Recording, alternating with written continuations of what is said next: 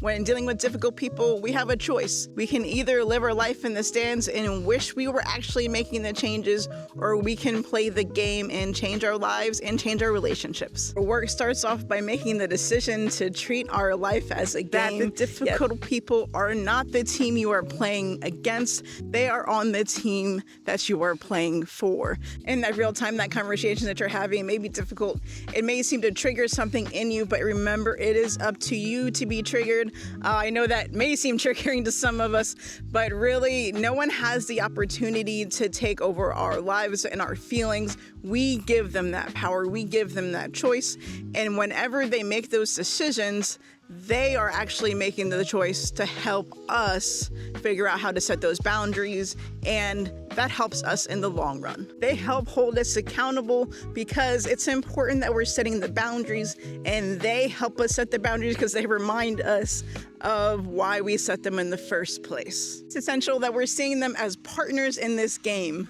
They are not working against us, but they are indeed not actually even difficult people. They're just people who maybe challenge us. And remember that because this situation is difficult for us, or the way that they're handling it may be difficult to us, that doesn't actually mean that they're doing anything to harm you. There are times when I haven't established a clear boundary and I felt like I've been disrespected, but I didn't set up the rules. I didn't set up my boundaries. The boundaries make it extremely clear on how we play this game together. Everyone has their own boundaries. Everyone has their own values. It's up to us to articulate. Not only just setting the boundaries, but it's how we set the boundaries. We are clear and we are kind. Brene Brown reminds us that being clear is kind. Yes, if I want to hold you accountable to something, that I have to actually be clear on what that is.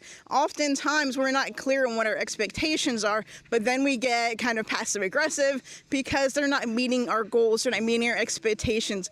We feel like they're crossing a boundary even though we haven't set it up. There are times when we set those boundaries and people make us feel bad for it, because it makes them feel uncomfortable, because they're used to treating us a certain type of way, and they're used to actually violating our boundaries without realizing it. But when we set our boundaries clearly and we tell them our values, sometimes it can threaten that relationship, and they're not used to that.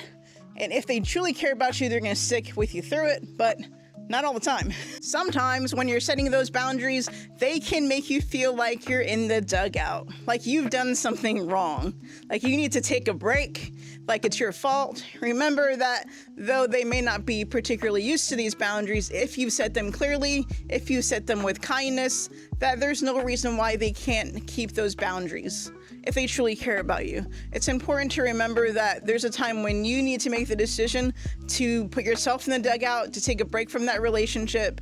But if they're deciding that you're doing the wrong thing by setting boundaries, by holding yourself to that, maybe that's not the right relationship for you. Every healthy relationship has boundaries, that every healthy relationship can handle those conversations. It will be difficult, and oftentimes people, though they struggle with it at first, will come around, but those who don't deserve your relationship. They don't deserve your time and energy. It's important to protect that. It starts off with just setting the boundary for yourself, and then you have to work on holding others accountable to that. It's up to us to show up just a little bit better each and every day. On this channel, we work on resetting, just being a little bit better each and every day, because that's what changes us and that's what changes the world.